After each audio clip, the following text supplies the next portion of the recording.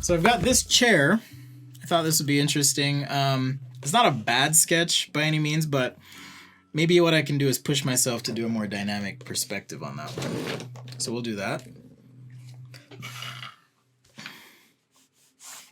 Hopefully you guys are enjoying this. Like I said, it's kind of weird and wild to go through memory lane, see stuff, and just be like, man, I can't believe I did that.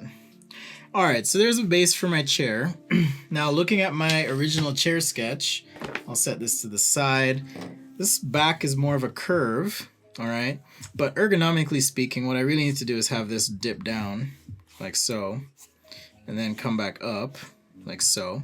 And that's going to help me determine my curve. And then for the arms, I think I'm just going to use a point like this for my arms. So extend out and then over here like so. And my arms are connected to these legs. Now I was just considering an alternative design in my head. That's why I kind of paused a little bit, but I'm going to bring the leg back like this and then have it sweep out. Just makes for I think a tighter presentation. And then by that logic, well, maybe I'll just do the leg here straight down. So these legs will be straight down, part of the armrest, like so. I'll also make these chrome. And then now the back, like I said, it's a little bit curved.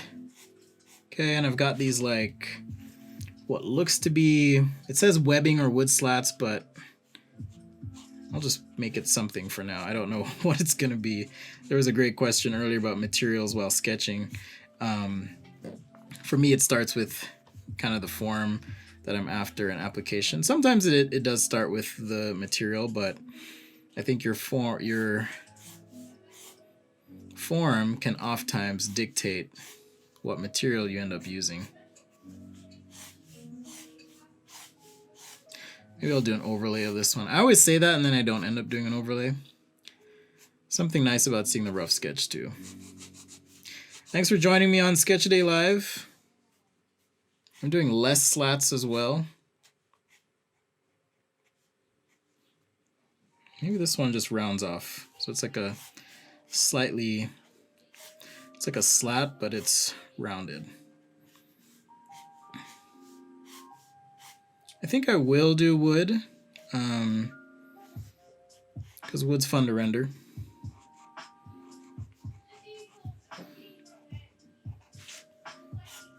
Alright, we'll just round out there, like so. This one's a bit wide too, so let's see if I can fudge it a little bit. Alright, something like that. This one feels like it needs a nice blue background of some sort, as I imagine it in my head.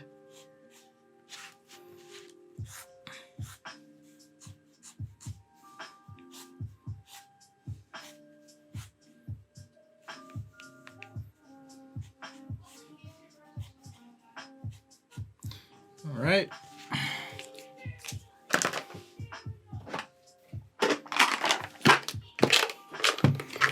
All right, so let's do some wood here. Always start light till you get it right. This marker is dry, but sometimes that's a good thing because it's going to give me kind of this streaky appearance to the wood as a nice base. Learning to work within constraints would be a great design education video. I definitely believe in going with the flow, making the best of whatever you have, so I'm seeing this as a positive. I just need to make sure I have the refill ink. That I'm not sure about.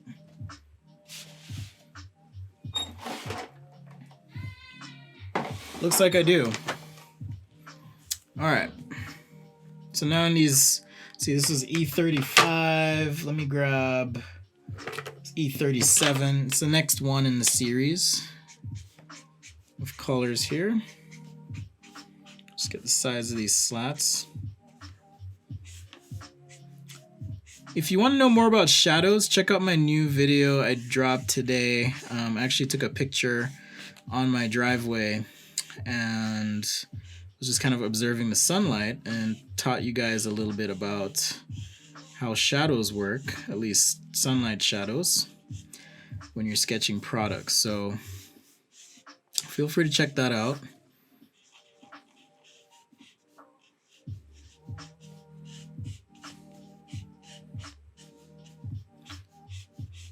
I think over the years I've just decided I don't like to sketch slow and take forever to do things, so I think that's why a lot of my sketches nowadays anyways tend to be so loose. But every now and then I'll do something a little tighter to kind of help out. This is a little error right here, but don't tell anyone.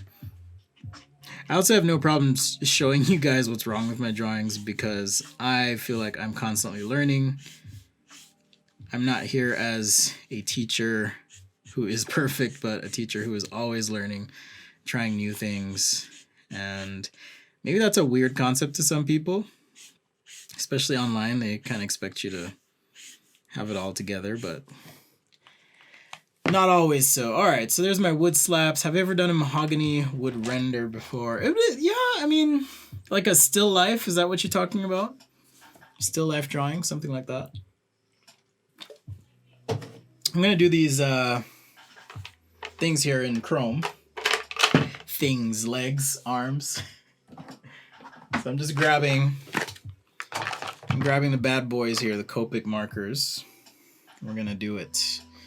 Let's see, C2 for, definitely want a 7, and where's my C10? This is concerning. Got it. C10. Also, if you want info on how I store my markers, I have videos on that. I have videos on so much stuff. I just hit 300 videos uploaded, so hopefully it's not too much for you guys. Okay, so I've got this C2, and I'm just going to lightly start a gradient here. Now, toward the ground is white. I'm going to try and keep that lighter, because what's happening is light's hitting the ground, reflecting up. Okay, so even right here, this will be super light on the sides, maybe not so much on the top as well. But if I'm in the scene, photographing the scene, or if this is in an environment, we're going to get some of those things reflecting into the metal. So things like the brown of the chair is going to reflect into the metal. That's why I don't mind that so much. All right, there'll be a little brown on this chrome. Oh, darker wood type rendering. Yes, I could do that. Are you thinking like a still life or something like that? What are you thinking, Lynette? Tom is going to bed. All right, Tom. Thanks for watching. Thanks for being awesome. All right, so you might have something like this on your chrome. So I'm trying to represent, okay, there's something in the environment that's potentially reflecting into this thing. You know, you may even have some other stuff here as well. Take it easy, Tom. Appreciate you stopping by. All right, something like that. And I do need my white pens, but I think I put them in the other room. So I'll see what I can find here. Worst case, I will just use the gouache, which I haven't used in a while.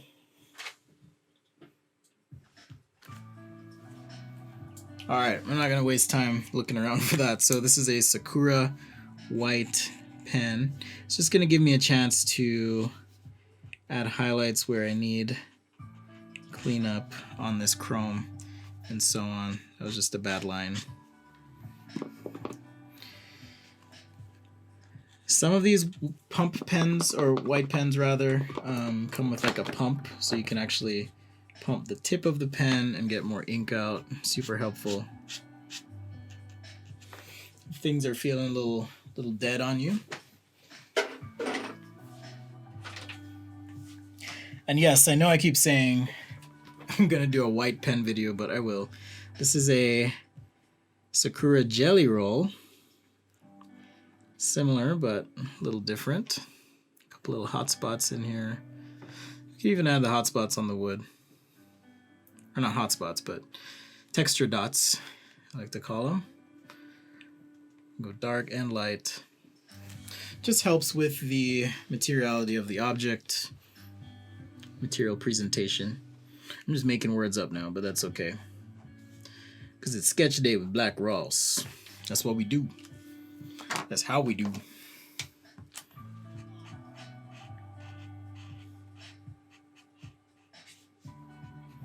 All right, little reflection there, and then now I want to intensify these reflections in the chrome. So now I'm taking the C10, okay, and just creating a nice blend down. You know, not everything's gonna be pure black, but I definitely want that contrast in there to show what's up. Okay, just taking this. Actually, this would reflect a little bit of the shadow up, but I want to. I just made a mistake there. Did I? No, I didn't. I'm fine. So just sketching the shadow in.